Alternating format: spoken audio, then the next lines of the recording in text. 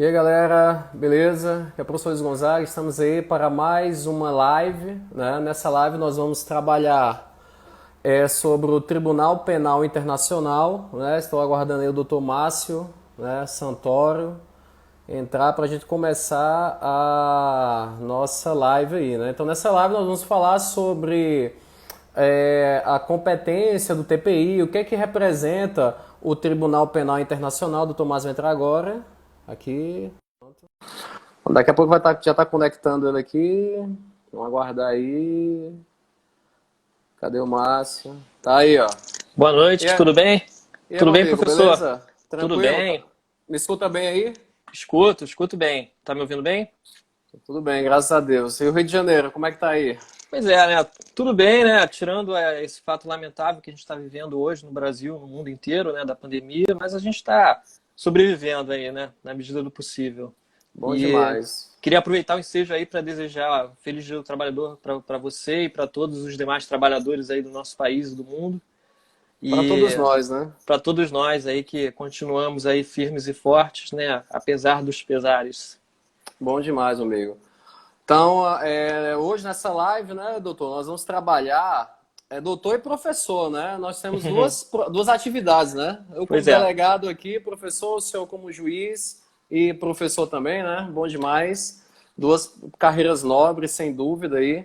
E hoje nós vamos trabalhar, né, o Tribunal Penal Internacional, né?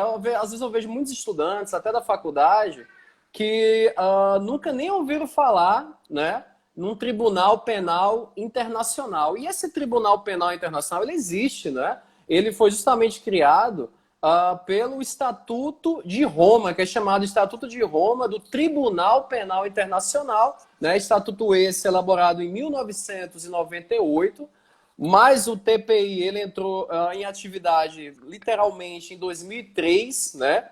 E o Brasil, com a emenda constitucional de 2004, emenda constitucional 45, lá no parágrafo 4º do artigo 5º, né? O Brasil, ele expressamente, né, lá na própria Constituição, ele fala, né, o legislador constitucional, que o Brasil se submete, né, professor, à jurisdição do Exatamente. Tribunal Penal Internacional, né? Pois é, professor. Antes de mais nada, né, eu queria fazer até uma diferenciação para situar, né? Eu sei que a gente está sendo assistido assim por diversos estudantes, né, muitos da graduação, outros concurseiros, né? Enfim, aliás, eu sou entusiasta, né, desse meio concurseiro, né, não só por ter participado muitos anos dele na condição de concurseiro e hoje como professor, mas eu me identifico muito, né, e tenho aí bastante respeito por todos, né, que estão aí na luta, né. Então, para situar nesse assunto inicial, eu gostaria de fazer uma distinção entre direito internacional penal e direito penal internacional. Quando a gente fala de direito internacional penal, a gente está falando de quê? A gente está falando daqueles crimes que são considerados tão graves que eles violam os princípios basilares para a convivência no mundo, né? Então, quando a gente está falando aqui do direito internacional penal, é o direito que vai justamente tratar de como coibir esses tipos de delito, né? De como reprimi-los, de como evitá-los. Diferente do direito penal internacional, que fala do quê? Fala dos crimes transnacionais, ou seja, dos crimes que têm ou no intercrimes, eles vão envolver diversos países, ou vão ter repercussões que vão atravessar as fronteiras de um determinado país. Então, é interessante a gente fazer, primeiramente, essa distinção para situar os nossos ouvintes, os nossos espectadores, né, dessa diferenciação entre direito internacional penal e direito penal internacional. Aqui, hoje, nessa live, a gente vai falar do direito internacional penal. E quando a gente fala de Tribunal Penal Internacional, às vezes vem na cabeça das pessoas uma série de informações, né, que a gente tem aí na internet, muitas vezes até tratando de uma forma equivocada desse tema, né? Houve, antes do Estatuto de Roma e do Tribunal Penal Internacional, diversos tribunais penais internacionais ad hoc, ou seja, que foram criados para julgar e processar determinados fatos que ocorreram em um período determinado e num local determinado, né? Um exemplo muito famoso na história é o Tribunal de Nuremberg, que foi O instalado famoso pelos tribunal de aliados. exceção que julga os nazistas, Exatamente. assim. Exatamente, que julgou os nazistas, né, os crimes ocorridos durante a Segunda Guerra Mundial, pelos nazistas, pelos fascistas e tudo mais. Teve o Tribunal de Tóquio, né, que foi um caso para julgar os crimes cometidos de guerra pelos japoneses. Enfim, a diferença desses tribunais é o que? Eles foram criados para aquele fato e eles tinham uma vigência só para aqueles assuntos e são criados a posteriori, né? Interessante também falar, né, que houve 2 tribunais que até nós conversamos antes da live, que geram uma confusão, né? Exatamente. O problema é que falou Tribunal Penal Internacional para a ex-Yugoslávia e Tribunal Penal Internacional para a Ruanda, mas na verdade não foi o TPI que nós estamos falando aqui que julgou esses casos, né? Exatamente, professor. Inclusive, essa confusão a gente vê em diversos artigos na internet, né? Por isso que eu sempre falo, a gente tem que ter muito discernimento com aquilo que a gente vê na internet, né? E essa é uma dificuldade que eu acho que o estudante hoje, o do concurseiro, o estudante de graduação, ele muitas vezes enfrenta, né? Porque ele faz o quê? Uma procura no Google, ele vai encontrar uma série de artigos, alguns bons, outros vão ter informações equivocadas.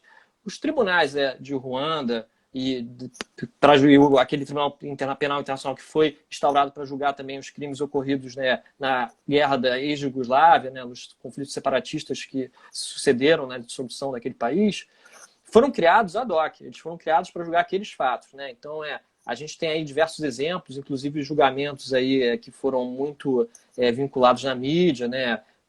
E teve um até que houve um suicídio, né, ao vivo, né, de um dos condenados. Sim, sim. Eu não sei se vocês recordam. Exatamente. Esse foi um caso da ex-Jugoslávia e tudo mais. Só que nesses casos foram tribunais criados especificamente para julgar aqueles fatos. Só que o que sempre houve, né, aí de críticas na doutrina, né, é que esses tribunais criados para aqueles fatos, primeiro, são tribunais que são retroativos, né? Eles vão ter, seja na definição dos delitos, seja na questão da própria composição do tribunal, eles são todos criados a posteriori, né? Então aí você já tem aparentemente um conflito com uma série de princípios que são muito caros. Hoje em dia, eu acho que é um consenso no mundo, e é justamente isso que a gente também vai falar sobre isso, né? Para a gente chegar no ponto de ter um Tribunal Penal Internacional, isso significa uma evolução muito grande na própria cultura, né, mundial, na própria no consenso mínimo de valores, né, que possibilitam que a gente possa, enquanto uma organização mundial, definir que determinados violações a determinados princípios, a determinados valores vão ser considerados crimes, independentemente de onde eles tenham sido cometidos, né? Então, primeiramente, fazer essa distinção. O Tribunal Penal Internacional, então, ele, na verdade, ele já existia um embrião para a formação dele aí desde a Assembleia Geral da ONU, em 47, né? Mas ele só foi realmente consolidado em 1998 e começou a vigir a partir de quê? A partir de julho de 2002. Então, somente ele vai julgar fatos a partir de julho de 2002. Fatos que ocorreram anteriormente, como a questão da ex-Jugoslávia, estão fora dele. Não podem ser julgados por ele. Então, essa é uma primeira distinção que a gente faz. No caso do Brasil, o Estatuto de Roma, né, foi internalizado através do Decreto 4388 de 2002 e ele vige, no nosso caso, a partir de setembro de 2002. Então, até um dado interessante, né, porque isso pode ser cobrado em uma prova de concurso, né, uma pegadinha, né? Aqui no Brasil, a partir de setembro, né, que ele está vigente. E para os outros países que ratificaram anteriormente, a partir de 2002, e para quem entrou posteriormente, a partir do momento que ele entrou. Então, essa é uma questão, esses antecedentes, é bem interessante a gente falar sobre isso. Outra questão que é muito importante falar, muitas vezes há uma confusão entre o Tribunal Penal Internacional e a Corte Internacional de Justiça, né? Que são coisas totalmente distintas, que até totalmente trabalha distintas. A competência. Isso. Exatamente. O Tribunal Penal Internacional ele só julga indivíduos, né? E um dos princípios básicos dele é esse, a responsabilidade individual, penal individual. Então, hoje em dia, aliás, é algo aí que está muito em voga, né, a questão da responsabilização penal das pessoas jurídicas e tudo mais, mas o Tribunal Penal Internacional ele não julga pessoa jurídica, né, ele só julga indivíduos. Então, é diferente da Corte Internacional. A Corte Internacional, sim, vai julgar os estados, né, em determinados conflitos, por exemplo, conflitos de fronteira, conflitos por, enfim, toda sorte de conflitos. Agora, é até bom assim falar que assim, os Estados-membros, né, do Tribunal Penal Internacional, né, que fazem parte, eles podem, né, representar perante o procurador do tribunal, né, em relação a crimes, os estados, mas o tribunal ele não julga os indivíduos, né? Então é Exatamente. possível que até o próprio Conselho de Segurança da ONU ele pode representar perante o procurador do tribunal, do TPI, né? Então isso pode ser feito, né? Uhum. Inclusive envolvendo estados que não fazem parte do TPI, que não aderem, né, não ratificaram Exatamente. o Estatuto de Roma. Então, isso é até Isso é um importante fato falar. muito interessante. Sim. Sim. É muito importante esse fato Então, que você falou sim. agora, porque quem vai ser julgado pelo TPI? Que tipo de indivíduo pode ser julgado pelo TPI? Em primeiro lugar, os nacionais daqueles estados que ratificaram, né, Sim. o Acordo de Roma, né, o Tratado de Roma, e ingressaram no TPI. Porque o TPI, ainda não tinha falado sobre isso, ele tem uma personalidade jurídica própria. Né? Ele é um organismo internacional que tem autonomia, inclusive, com relação à ONU.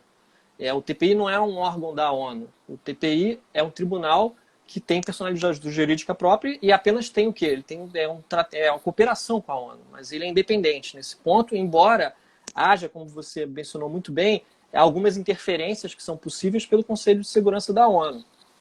Então, em primeiro E lugar... até essa questão do conselho, né, é até bom falar que dos 5 integrantes do caso, o Conselho Permanente ali, né, os integrantes Uhum. permanentes do Conselho de Segurança da ONU, somente a França e o Reino Unido é que fazem parte do Tribunal Penal Pois é, Internacional. Logo, exatamente. China, Rússia e Estados Unidos não fazem parte do Exatamente. TPI, não se submetem à jurisdição do TPI. Né? Os Estados Unidos e a Rússia chegaram a assinar, mas não ratificaram. E a China e Israel, Não que ratificaram Israel isso. não é do Conselho, mas enfim, é um país também Sim, muito importante, uma potência, né? não chegaram a Sim. assinar o acordo que formou o Tribunal Penal Internacional. Então, em primeiro lugar, quem pode ser julgado são os indivíduos nacionais daqueles países. Além disso, podem ser julgados indivíduos que tenham praticado atos naqueles países que integram o TPI. E não só isso, exatamente como você bem mencionou, quando o Conselho de Segurança das Nações Unidas fizer algum tipo de, não diria nem recomendação, ordenar, né, que seja apurado determinados fatos. Então, a gente, inclusive, nós temos aqui o primeiro caso que chegou na nossa Suprema Corte, né, que foi analisado de forma superficial, porque não chegou a haver um julgamento de mérito, que foi a PET 4625, era relacionado ao presidente do Sudão, e o Sudão ele não fazia parte, né, do Tribunal Penal Internacional. Então pode haver sim a questão da Líbia também que a gente vai falar depois, né? Também o pedido que houve, né? Tiveram ordens internacionais de captura. Até de prisão, né? De De captura, prisão, sim. exatamente. Inclusive o Muammar Gaddafi. Tem um filho dele que, inclusive, está ainda hoje com um mandado de captura pendente de cumprimento, né? Então, podem ser tanto os nacionais daqueles países que integram o TPI, que hoje são 123 países, como nacionais, pessoas que tenham cometido fatos nesses países, e, além disso, quando houver aí uma determinação do Conselho de Segurança da ONU, que, inclusive, E é bom até. Sim. E é bom até. obstar Pode terminar. pode obstar a investigação e o inquérito de determinados fatos. Né? Então Até é bom muito... falar também, assim, como nós falamos no início, né? Uhum. Dos tribunais que foram precursores, né? Nuremberg e tal. O TPI, ele é o primeiro tribunal, né? De âmbito internacional de caráter permanente, né? Prazo indeterminado. Então, como o professor falou muito bem, aplica-se o princípio da anterioridade da lei penal, da irretroatividade. Então, o TPI ele não vai julgar fatos anteriores à sua entrada em vigor, né? A entrada em vigor do Estatuto de Roma, que cria o Tribunal Penal Internacional, né? Então, ele é o primeiro tribunal, né, de caráter internacional e permanente. Ele, no caso, ele não tem prazo, né? É de prazo indeterminado, né? E ele é composto por 18 juízes. As nacionalidades desses juízes têm que ser diversificadas, né? Não pode ter juízes de mesma nacionalidade. Até o próprio Rezec, salvo engano, ele foi juiz do Tribunal Penal Internacional, né? Então, assim, é um tribunal que realmente ele veio, né, de certa forma, para solidificar a jurisdição internacional penal. Pois é, e justamente essa questão dos juízes, né? São 18 juízes, não pode ter juízes de mesma nacionalidade, né? Inclusive, na primeira composição de juízes, havia uma juíza brasileira, que era a Silvia Sterner, que era uma desembargadora federal aposentada, e ela cumpriu um mandato, né, nessa primeira gestão. Ela foi indicada pelo então presidente, Fernando Henrique Cardoso, porque como é que é feita a escolha desses juízes, né? A indicação dos países membros do TPI, e no caso passa depois por um escrutínio, né? Na Assembleia desses países, e são selecionados 18 juízes. E há a necessidade, isso é expresso no Estatuto de Roma, que haja paridade entre homens e mulheres, que haja uma ampla representação de países, e não pode haver recondução. Então, isso é muito interessante, né? E a gente também tem que sempre frisar o seguinte, o Tribunal Penal Internacional ele está ainda engatinhando, né? Ele é muito recente em termos históricos, institucionais, né? Então, ele ainda está construindo, inclusive, uma jurisprudência. Hoje de manhã eu estava consultando, inclusive, a página do tribunal, só houve até o momento 27 casos assim que muito submetidos pouco, à apreciação, né? Exatamente. E não estou falando nem de condenações, né? São casos que passaram da primeira fase do juízo de instrução, chegaram enfim, a fase posterior, né? Que seria já no âmbito do julgamento. Então, ele ainda é muito incipiente. E uma coisa assim, já que você falou de princípios, né? Um princípio extremamente importante quando a gente trata de TPI é que ele, na verdade, ele só vai agir quando os Estados nacionais não tiverem condições ou não puderem agir. Então, é o chamado princípio da complementariedade. Então, o Tribunal Penal Internacional só vai julgar quando os Estados forem incapazes de fazer isso. Ou quando não fizerem isso sem independência, sem efetividade. Nesses casos é que o Tribunal Penal Internacional vai atuar. Porque, na verdade, os crimes internacionais, o direito internacional penal, como a gente tratou ali do início, compete primeiramente aos Estados, os próprios Estados nacionais, atuarem, né? Então são eles que têm que reprimir esses tipos de ilícitos, né? Que são ilícitos gravíssimos porque vão violar justamente os valores mais caros da humanidade. Então, até seria uma das críticas, né, também, assim, que seria uma relativização da soberania dos Estados, né? Muitas das vezes foi o que justificou com países como China e Estados Unidos não terem ainda, né, ratificado Rússia, enfim, ter aderido ao Estatuto de Roma, né? Então, essa complementariedade, ela se aplica justamente em situações como, por exemplo, a omissão, né, veemente do Estado no que tange ao processo de julgamento do caso, né? Obviamente, nós vamos tratar daqui a pouco da competência em razão da matéria, quais as matérias, quais crimes, né, são de competência do tribunal, por exemplo, genocídio, né? Então, se não houver essa apuração devida no âmbito do Estado, né? Ou quando o Estado ele não detém mecanismos processuais investigatórios adequados, né? Para a apuração, o processo de julgamento, enfim, de casos de competência do TPI. Aí, nesse ponto, de forma complementar, como o senhor falou muito bem, professor, o Tribunal Penal Internacional ele vai sim exercer a sua jurisdição, né? Inclusive, é interessante falar que o próprio país pode pedir essa intervenção, digamos assim, do Tribunal Penal Internacional. Foi o caso até, aliás, do primeiro julgamento, né, que foi da República do Congo, né? Foi um pedido do próprio país, né? Tá vendo? E aliás, esse fato, inclusive a Silvia Sterner, numa entrevista que ela deu, ela disse que justamente isso justifica também por que há tantos países africanos, porque uma crítica que se faz assim, mas o Tribunal Penal Internacional só julga países africanos. Não, justamente porque há muitos conflitos nessa área que existem realmente muitos julgados relacionados àquela região do planeta. Às vezes o próprio governo não tem domínio, mas o próprio né? governo que pede, né, esse auxílio. Não tem domínio ali interno. Não tem condições. Nesse caso, era um líder de uma facção rebelde que atuava no país e o próprio governo pediu que o Tribunal Penal Internacional julgasse. Então, isso é um princípio que é extremamente importante, porque só realmente quando as instituições falham naquele país em reprimir esse tipo de ilícito, né, que são esses ilícitos internacionais, é que o Tribunal Penal Internacional vai agir. E outra coisa também, né, que é muito importante, né, ao lado do princípio da complementaridade, tem o princípio do bis in idem, né? Se aquele caso já foi julgado no interior daquele país, não pode ser julgado novamente pelo Tribunal Penal Internacional, exceto, evidentemente, se ficar comprovado que foi um julgamento de fachada, né, só para subtrair, né, essa competência com um julgamento fraudulento, né, mas aí seria uma hipótese realmente excepcional. Então, ele nunca vai julgar, tirando essas hipóteses, algo que já foi julgado anteriormente. Não é essa a função do Tribunal Penal Internacional. E ponto importante assim, a ser ressaltado também é que o TPI ele assume um papel muito importante na proteção dos direitos humanos no mundo. Né? Não é à toa Sem que dúvida. ele surge justamente porque esses tribunais que precederam o TPI, como Nuremberg, Tribunal de Tóquio, da ex-Yugoslávia, enfim, eles representaram, de certa forma, uma série de violações, né?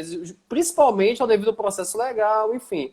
Então, o TPI ele surge, né, visando essa tutela, né, dos direitos humanos. No outro ponto também é que, conforme o TPI e o próprio Estatuto de Roma, o indivíduo ele passa a ser um sujeito de direitos e obrigações no âmbito internacional, né? Então, isso aí foi, de certa maneira, uma evolução, né, do próprio Tribunal Penal Internacional. Em relação Perfeito. até em relação às matérias, né, que o TPI julga, né, trabalha, ele trabalha no âmbito de direito penal, processo penal, direito internacional, direito humanitário, que é o direito de guerra, enfim, como também no âmbito dos direitos humanos, né?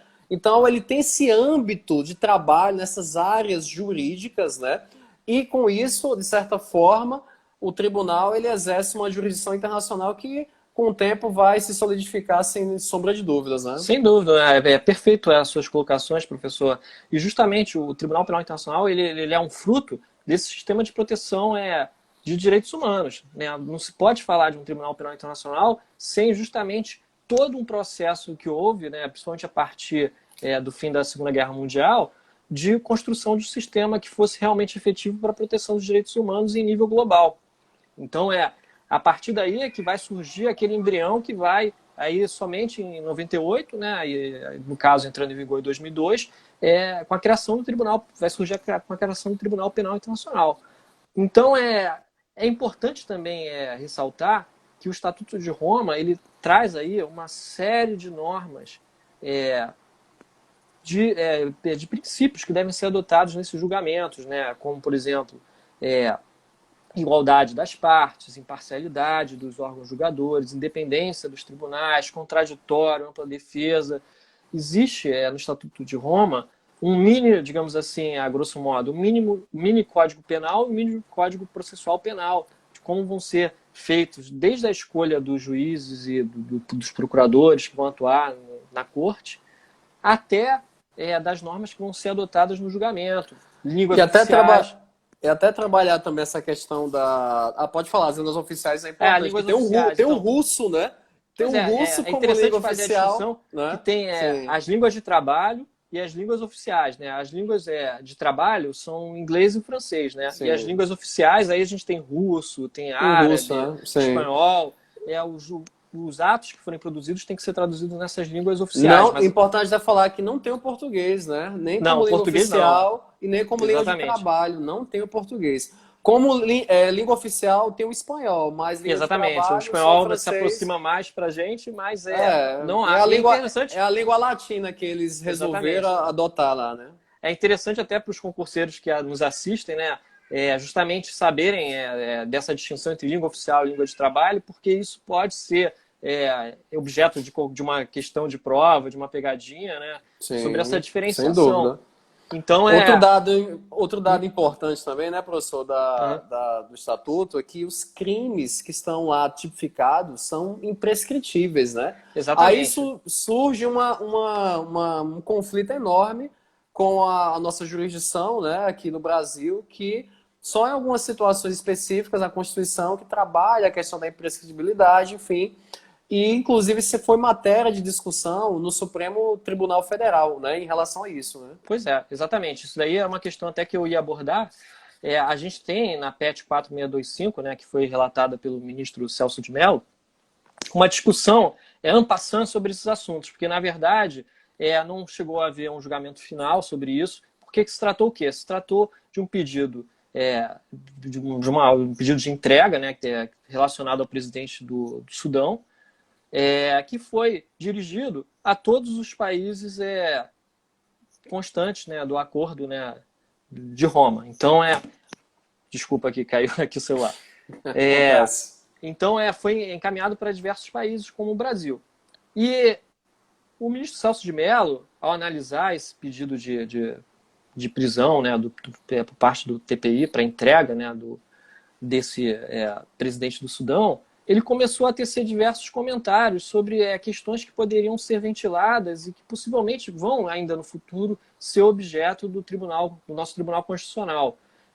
Essa questão que você bem ressaltou acerca da imprescritibilidade dos crimes, que todos os crimes previstos no Estatuto de Roma são imprescritíveis, né? Algo que, na nossa legislação, apenas no caso de racismo, né, de grupo armado, né, que atente contra o Estado Democrático de Direito, são imprescritíveis. Então, aí já temos uma primeira questão, né? Será que vão aplicar o mesmo entendimento que a gente tem no caso da extradição? Isso ainda ficou em aberto, né? É uma questão que pode, com certeza, no futuro, vai ser ventilada. E até é bom trabalhar também essa questão, como o senhor falou muito bem aí, da entrega, né? Porque o brasileiro nato, ele não pode ser extraditado. Isso aí é conhecimento geral, né? Agora, o Brasil, ele pode entregar um brasileiro nato para ser julgado, processado e condenado no âmbito do Tribunal Penal Internacional, né? Então, isso é um dado interessante. É muito interessante, eu vou falar exatamente sobre isso, mas só antes, ainda outra questão a previsão de prisão perpétua também, que é algo que o Supremo, nos casos de extradição, condiciona a limitação para 30 anos. E aí, como é que vai ser equacionado isso no caso do Tribunal Penal Internacional, que o Brasil está obrigado para o acordo, inclusive tem previsão na própria Constituição. É uma questão que a gente vai ter que esperar no futuro para ver como o Supremo vai trabalhar com ela. Essa questão das penas, né? O tribunal vai falar que os tipos de penas, tem lá prisão até 30 anos, né? E ainda tem outra questão, né? Aí isso, porque... aqueles casos que fala que é elevado grau de ilicitude, né? E também tendo em vista as condições pessoais do condenado. Da individualização da pena, muito solta, cadê a taxatividade? Cadê a segurança jurídica disso aí? Porque aí, nesse caso, eu tenho, né? A possibilidade da prisão perpétua. E o Brasil não adota pena de caráter perpétuo, né? E outra questão também, né? Não só essa questão de você não ter a pena de caráter perpétuo, né? Mas uma série de outras questões que vão ser trazidas, né? A gente só tem previsão em lei do crime de genocídio. Né? A gente ainda não falou sobre os crimes, mas o Tribunal Penal Internacional, eles são tipificados 4 tipos de crime, né? Tem o crime de agressão, tem o crime de genocídio, tem o crime contra a humanidade. E, enfim, como é que isso vai ser adotado? Porque existe o princípio da reserva legal. Será que a previsão do tratado basta, né? E o TPI, no texto, ele fala que não admite reservas, né? Exatamente. Ele não admite reservas. Exatamente. Como é que o Brasil adere ao TPI, se submete ao TPI, e o TPI prevê como pena de caráter perpétuo, aí a pena de prisão perpétua. O Brasil não vai poder simplesmente falar, não, tribunal, é o seguinte, eu não vou admitir essa pena aí, né? Se o próprio Estatuto de Roma, ele não admite reservas, né? Exatamente. Inclusive, há um projeto de lei, 4.038 de 2008, até fui verificar sobre esse projeto, que até hoje é um projeto, né? Ou seja, não houve votação, ainda não é lei, que disporia sobre o crime de genocídio, agressão, crime contra a humanidade, crimes de guerra, crimes contra a administração da justiça do Tribunal Penal Internacional, mas até hoje não há lei formal prevendo esse tipo de crime, exceto no caso de genocídio, né, que temos uma lei dos anos 50, mas os outros crimes, até hoje, você não teve previsão nisso. E é interessante observar que quando o Supremo teve um julgamento que ele tangenciou esses temas, que foi na DPF 153, né, que tratou da lei de anistia, que tinha sido proposta pela OAB, houve uma série de questões justamente e foram colocados esses posicionamentos no Supremo, né, e vencedores, a necessidade de reserva de lei para tipificação de crimes, né, porque houve a discussão sobre crimes de tortura, né, e a questão da prescrição também, né, porque por acordos internacionais o crime de tortura seria imprescritível, mas na nossa legislação não.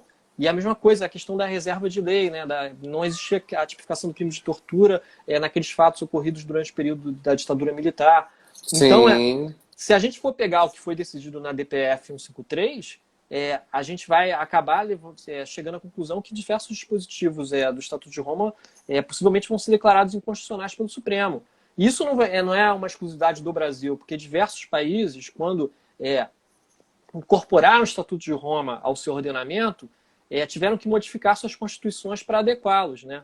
Então, nós tivemos isso na França, Bélgica e vários Aí como outros. é que o Brasil vai mexer numa norma constitucional Exatamente. originária, né, do Poder Constitucional originário, que trabalha a vedação, a pena de caráter perpétuo, através do emenda constitucional? Isso não vai poder ser feito, né? Pois é, Isso exatamente. não vai haver essa possibilidade. Então, São questões ou um ou outro, ou o próprio Estatuto de Roma terá que ser modificado, que é quase impossível na minha visão, né? Ou o Brasil, ele, de certa forma, vai ter que rever, né, a sua submissão ao tribunal, né? Não sei. Pois Ou alguma coisa vai ter que ser feita aí nesse âmbito. E nesse né? caso que foi julgado pelo ministro Celso, relatado pelo ministro Celso de Mello, acabou que o pedido, nesse caso, ele nem deferiu, ele simplesmente ele quis a oitiva do Ministério Público e do Ministério da Justiça, em primeiro lugar, mas ele acabou dizendo assim, como, na verdade, não há qualquer notícia de que o presidente do Sudão esteja no Brasil, então não há necessidade, né, nem de apreciar isso agora. Vou ouvir primeiro o Ministério Público, vou ouvir primeiro o Ministério da Justiça, e até hoje, para informar aí a quem nos assiste... Tá enganchado isso, né? Esse presidente do Sudão, ele continuou no Sudão, ele saiu do governo recentemente, né, se eu não me engano, ele está preso, mas por outro crime, que não tem nada a ver com esse, uma pena crime pequena. é que não falta, né?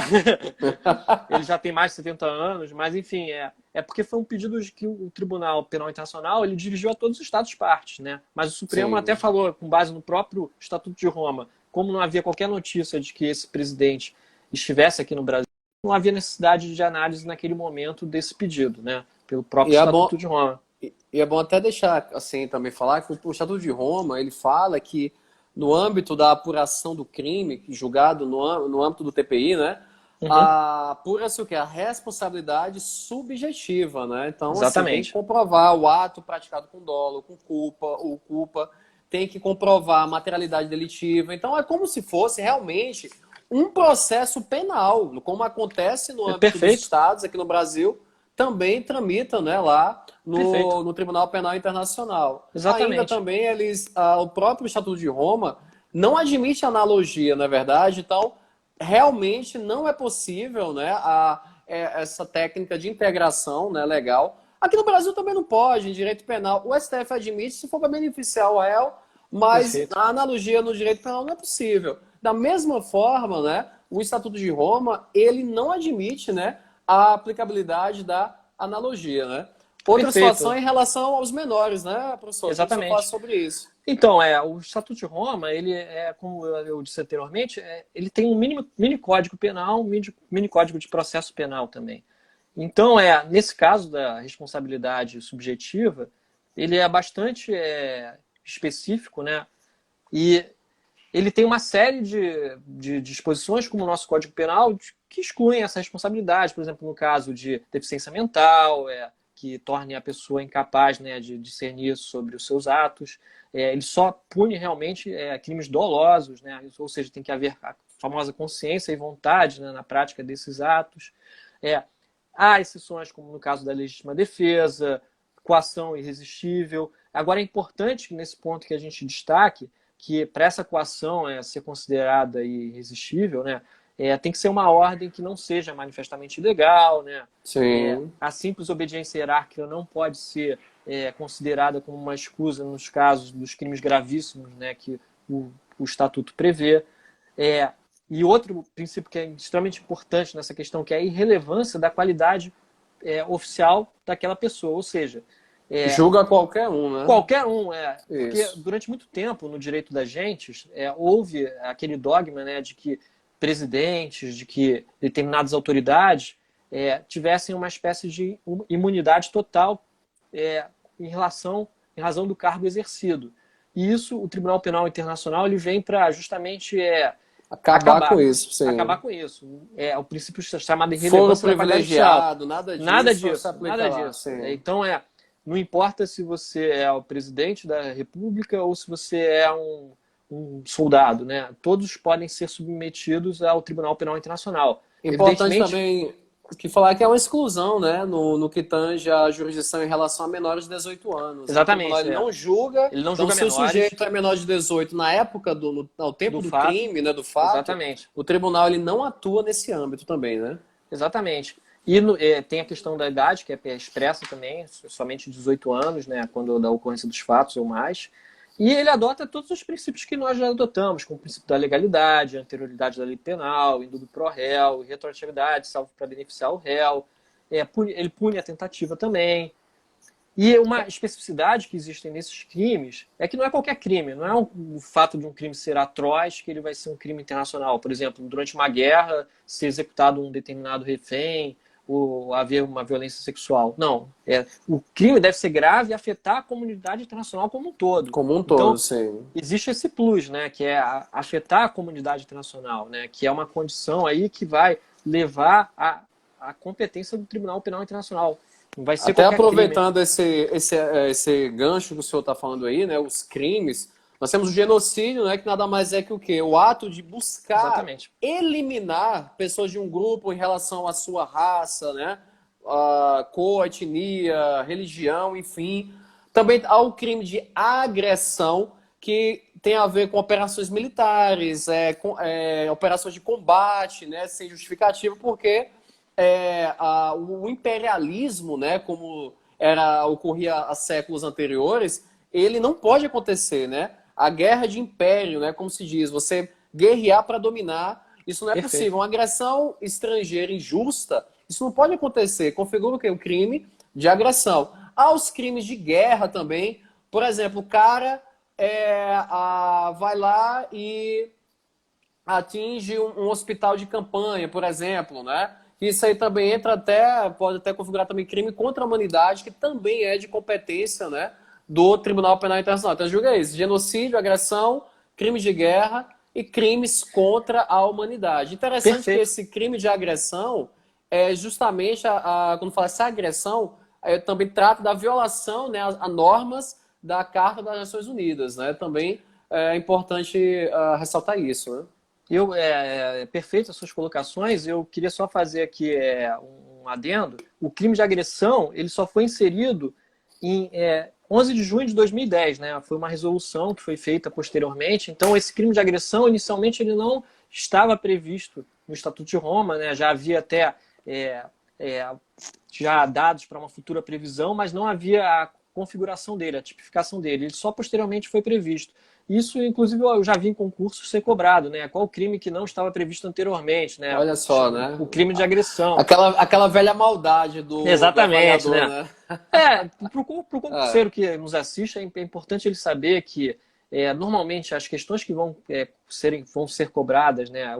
Que vão cobrar o Tribunal Penal Internacional, elas vão cobrar muitas vezes essas questõezinhas, né? E transcrições do próprio texto do estatuto, né?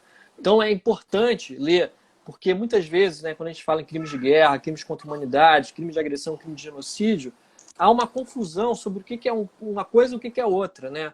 E o Estatuto de Roma, ele é muito claro ao distinguir cada um desses delitos. Então eu sugiro até que depois, né, peguem aqui o decreto 4388 no site do Planalto para dar uma lida, porque há uma especificação de quais condutas são consideradas genocídio, quais condutas são consideradas crime contra a humanidade, quais são consideradas crimes de guerra. crimes de guerra, agressão, Exatamente, né? agressão. Então é muito importante isso, porque muitas vezes, por exemplo, vem uma questão assim, o crime de apartheid é considerado crime de homicídio. Apartheid, ele está aqui como um crime contra a humanidade, né? Então Contra a humanidade. essas E entra o pegadinhas são... terrorismo também aí, né? O Exatamente, terrorismo também, sim. exatamente. A gente tem aqui diversas condutas. O homicídio, por exemplo, ele pode ser tanto um crime contra a humanidade quanto um crime de genocídio. Genocídio, sim. Então, há uma série de especificidades que você pode também ser um crime de guerra, vai depender do contexto que esse crime for praticado, né? Então, por exemplo, se for feito homicídios com a intenção de destruir no todo ou em parte um grupo étnico de determinado país, aí você vai ter o crime de genocídio. Mas se for um ataque generalizado, sistemático contra a população civil, aí é um crime contra a humanidade. Contra a humanidade, isso. Mas se for, por exemplo,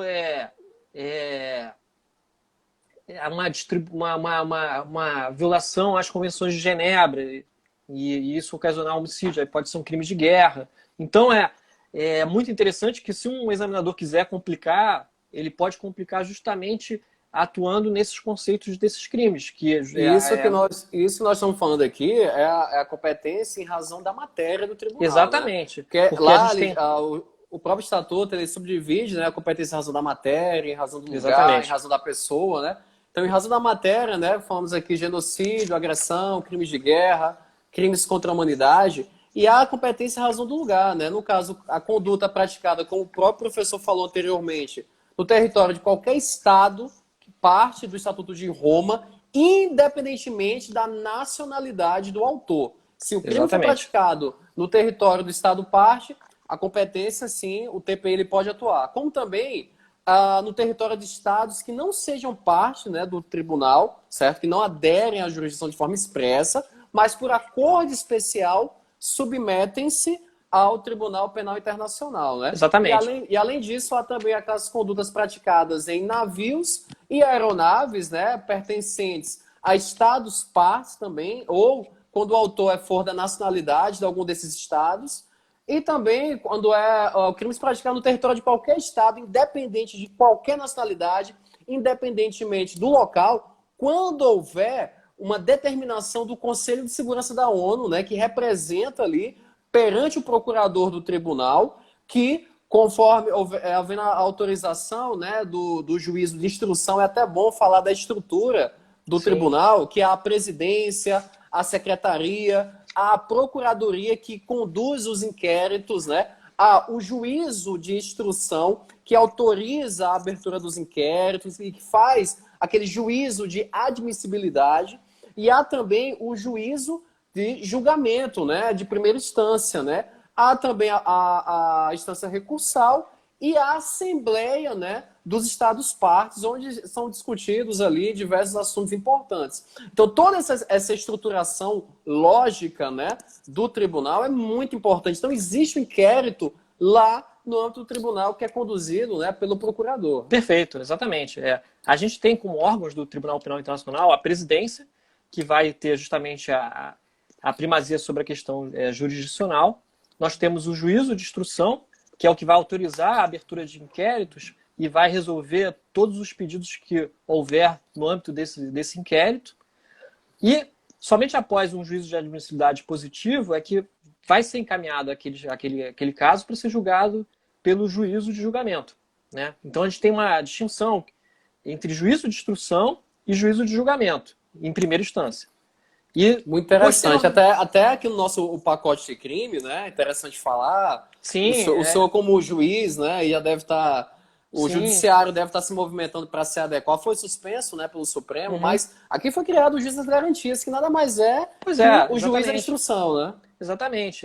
Perceba que não é nenhuma jabuticaba brasileira, né? Isso é exatamente. Algo que já existe em outras partes do mundo, né? E não há qualquer tipo de violação aí aos princípios da imparcialidade, princípios retores do sistema de direitos humanos, pelo contrário. Muito pelo contrário. Exatamente. A materialização justamente do sistema acusatório, exatamente, né? Que a Constituição traz isso, né? Para você evitar que o juízo de julgamento tenha contato na produção da prova, né? Na produção dessa prova anterior, né? Nessa fase pré-processual, né? Evitar esse contato na investigação que pode muitas vezes comprometer a imparcialidade, né? Ainda que de forma inconsciente do julgador. Então a gente vai ter esse juízo de instrução, o juízo de julgamento em primeira instância, a sessão de recursos, que vai julgar aí, os recursos dessas decisões do juízo de julgamento em primeira instância, e nós temos também como órgão o gabinete do procurador. O gabinete do procurador justamente seria uma espécie de Ministério Público, né? Que é quem vai conduzir as investigações. É uma junção entre Ministério Público e Polícia Civil, né? Porque é ele que vai fazer esse papel todo investigatório, né? E, por fim, a gente tem a Secretaria, que é a parte administrativa do tribunal, né? E é importante salientar que esses juízes, né, eles vão ter os mesmos privilégios dos chefes de missões diplomáticas, né? Então, eles vão ter aquelas imunidades. O procurador também, o próprio procurador também tem essas imunidades. Sim. E, porque pode ser necessário diligências, né? Com no certeza. local onde a conduta aconteceu, né? E geralmente, na maioria dos casos, essas diligências são imprescindíveis, né? Como é também qualquer tipo de investigação, né? Para você ter uma noção, professor, no primeiro julgamento que houve, né, que a gente mencionou aqui, só de testemunhas foram ouvidas mais de 200, né? Então, Nossa. para ter uma noção de como é um trabalho hércules de julgamento de um caso no TPI, né? Porque pela dimensão até dos crimes que são admitidos para julgamento no TPI, a gente tem que ver que são casos assim que tem diversas vítimas, diversas testemunhas, que envolvem aí a colheita de diversos elementos de prova. Então, justamente por isso, são processos extremamente longos, demorados, né? Então, não são casos simples, né? De forma alguma. E o TPI, no âmbito das suas funções, ele pode solicitar, requisitar, né, auxílio dos países que fazem parte, né, E eles têm o desse grande dever acordo. de Tem o dever de colaborar com o TPI. colaborar. Né? Então, Sim. o TPI ele pode fazer o pedido, né, aí através, né, o juízo de instrução, o procurador faz ao juízo de instrução, e nesse caso vai ser encaminhado aos tribunais, seja de captura, né, de determinada pessoa, seja de oitiva de determinado indivíduo. E é importante fazer aqui a distinção que a gente ficou de fazer e não fizemos ainda, entre o Instituto da Entrega e o da Extradição, que é algo também que é muito explorado em Importantíssimo concursos isso e aí. provas, né? Sim. A extradição é o quê? É um pedido de um determinado Estado a outro Estado, com base em uma convenção ou algum acordo ou uma lei, para que determinada pessoa seja entregue ao Estado solicitante para julgamento, né, de um determinado crime cometido ali, ou contra algum bem, algum interesse daquele país. Pode A ser entrega ativa, não. passiva, essa extradição também, né? Exatamente, a extradição pode ser passiva, pode ser ativa, né? Mas a extradição, qual é a diferença básica dela para o instituto de entrega? A extradição é sempre um ato que você vai ter dois estados, né? Um estado pedindo e outro estado recebendo o pedido e decidindo sobre o pedido. Agora, o ato de entrega é diferente. O ato de entrega é um ato que é solicitado pelo Tribunal Penal Internacional, ou seja, um organismo internacional. Apesar de ser uma pessoa jurídica de direito público internacional, ele não é um Estado, né? Ele é uma organização internacional que o próprio Estado para qual esse pedido é dirigido faz parte, integra, né? Então, não é um ato de um terceiro, digamos assim, embora tenha uma personalidade jurídica diversa, mas não é um terceiro que seja totalmente dissociado, porque o próprio Estado que recebe essa solicitação, ele de alguma forma integra essa organização, né? E Então até bom falar também já na questão da entrega, enfim, de quem é julgado pelo tribunal, como nós falamos, pode ser qualquer pessoa natural, né?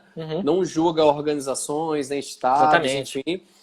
E também o tribunal ele julga qualquer pessoa que tenha colaborado com as condutas criminosas, né? De certo, ou como coautor, partícipe, enfim. Então, aí no caso fecha, né, a competência em razão da pessoa do tribunal, lembrando que ele não processa e nem julga menores de 18 anos que eram menores, né, enfim, na época, né, do fato. Professor, ponto interessante também a ser falado em relação à questão temporal, né, de aplicabilidade do Estatuto de Roma, da competência do TPI, né? Ele só processa crimes, né, como nós falamos aqui, cometidos após a entrada em vigor, né, do Estatuto, né?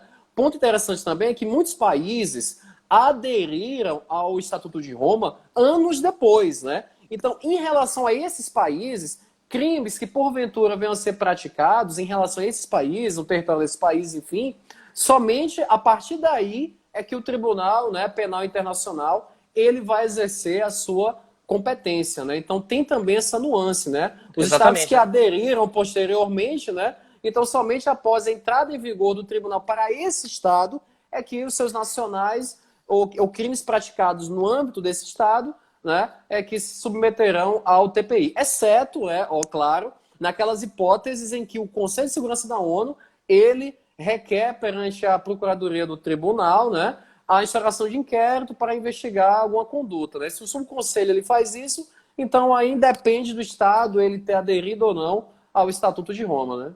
Perfeito. Essa colocação que você fez é extremamente importante, né? Porque o Tribunal Penal Internacional tem uma regra geral que ele só julga fatos a partir de julho de 2002, né? Essa é a regra geral. Ou seja, ele não vai julgar nada que ocorreu antes. Então, se for um determinado crime, como a gente sabe aí, o Tribunal Penal para os crimes da ex-Yugoslávia ou de Ruanda, que são tribunais ad hoc específicos, né? Não tem nada a ver com o Tribunal Penal Internacional que a gente está tratando aqui. Então, só vai a partir de julho. Mas essa regra ela vai ser mitigada a depender da situação particular de cada país. O Brasil, por exemplo, ele só ratificou o Estatuto de Roma em setembro de 2002. Então, para ele, só a partir de setembro de 2002 equivale, não a partir de julho de 2002. E, como bem ressaltado, houve países que ingressaram posteriormente. E esses países, somente a partir da data de ratificação, né, daquele ato internacional, é que vai haver os fatos vão poder ser apurados por ele. Mas existe o que eu vou chamar aqui de super trunfo, né, que é no caso da solicitação do Conselho de Segurança da ONU, né? O Conselho de Segurança ele tem o poder de mitigar todas essas regras. Então, ele pode, um país que não faça parte do Tribunal Penal Internacional, ele pode simplesmente determinar que aquele fato ocorrido ali seja apurado pelo país, como ocorreu no caso do Sudão, nos conflitos na região de Darfur, né? Em que a gente teve alguns julgados relacionados a esse conflito, e o Sudão não fazia parte do Tribunal Penal Internacional, mas foram julgados por quê? Porque o Conselho de Segurança da ONU pediu a mesma coisa. No caso da Líbia também, né? Que o Muammar Gaddafi e os filhos dele também tiveram ordens de captura, né? O Muammar Gaddafi ele morreu, foi assassinado e não chegou a ser julgado, né?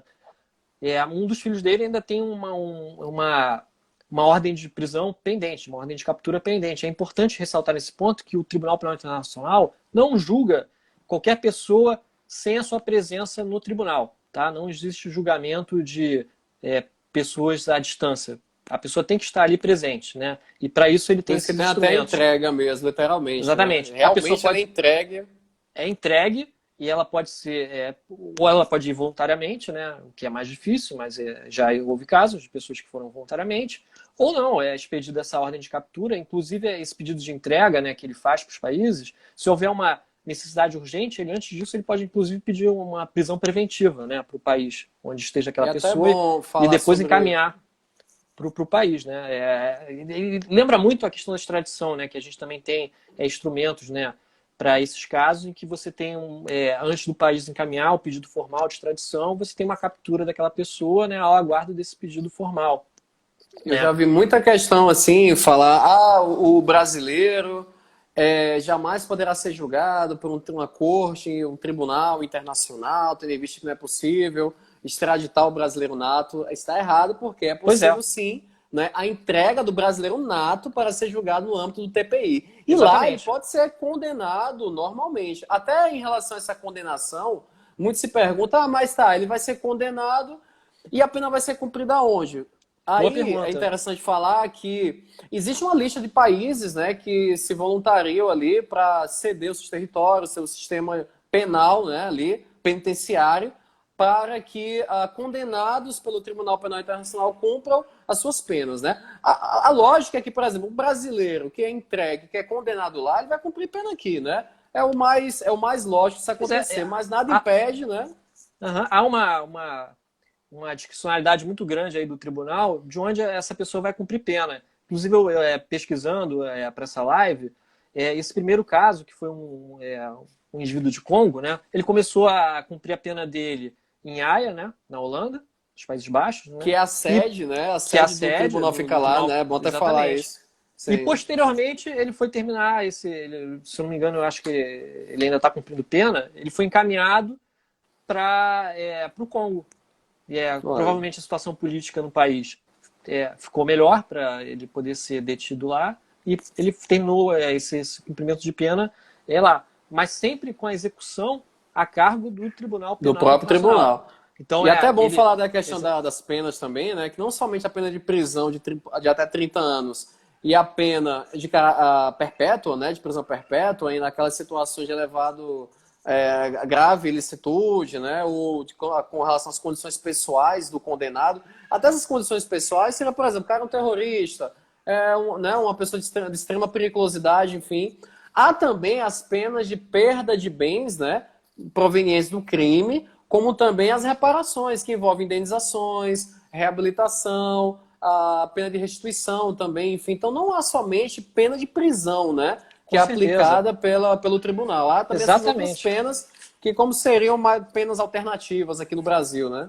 Exatamente. Inclusive, houve um julgado recente, eu não estou aqui com o nome do indivíduo que foi julgado, mas ele foi condenado também a reparar financeiramente a destruição, por conta da destruição do patrimônio histórico de determinado país. Né? Houve esse crime, né, de destruição, é um crime de guerra. Sim. E esse patrimônio histórico, houve também essa condenação. A condenação, no caso da reparação e da multa, ela é aplicada além da questão da pena privativa de liberdade. Né? Existe essa expressa disposição no Estatuto. Né?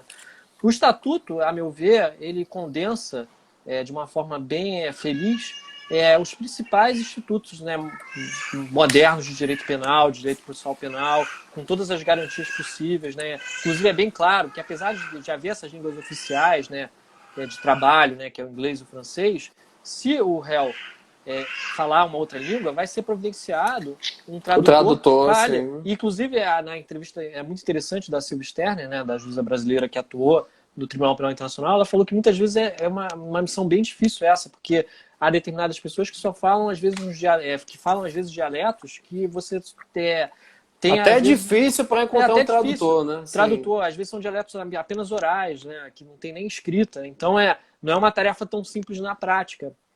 Mas Mas, justamente o desiderato disso é você garantir o pleno respeito à ampla defesa, ao contraditório, o devido processo legal. Esses princípios que a gente hoje tem consagrado na nossa Carta Constitucional, né, já são todos eles previstos aí no Estatuto de Roma, né, porque a gente nunca pode esquecer que essa consolidação do Tribunal Penal Internacional faz parte justamente do aprimoramento do sistema de proteção de direitos humanos. Ele é uma construção que é fruto do sistema de direitos humanos, né? Então não deixa de ser uma evolução, né? é uma No sistema de evolução, sem sombra de proteção, dúvida, sim.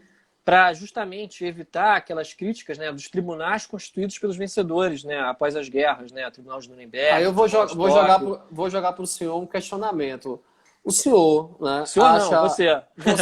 Você é porque é professor, chama o senhor... Você, é porque quem não sabe aqui, você tem essa formalidade, mas a gente conversa muito há anos já, eu e o Márcio, Sim. e só não tem formalidade nenhuma. Nenhuma. Mas aí aqui tá tendo, né? Na sua visão, o fato do Brasil se submeter ao TPI, de prever isso no âmbito constitucional, foi vantajoso para nós, para o sistema jurídico brasileiro, ou, na sua visão, não seria necessário para o nosso sistema de justiça? Nós temos a Suprema Corte, que tem um poder muito grande e exerce poder, né? Entendimentos muito consolidados, né? E há também, interessante, o instrumento de federalização de crimes que violam direitos humanos, que está lá na Constituição Federal. Então, são umas sistemáticas que, analisando de forma focalizada, por si só já seria suficiente, né, aqui no âmbito interno. Então, será que é possível um TPI? Será que é necessário, melhor dizendo, um TPI para o Brasil, de certa forma, se ver resguardado no âmbito da jurisdição penal? O senhor tem 1 minuto e meio para dar essa resposta, que está acabando nosso tempo aqui. Já passa excelente rápido. pergunta essa sua. Eu acho que daria para ficar falando horas sobre isso, né? Mas eu vou tentar resumir. Vamos falar outra live resposta sobre federalização dos crimes com direitos humanos. Essa seria uma boa live. Eu sou plenamente favorável aos organismos internacionais de solução de conflitos. E o Tribunal Penal Internacional, eu acredito que ele passa uma mensagem muito importante do ponto de vista internacional e de proteção dos direitos humanos. Ou seja,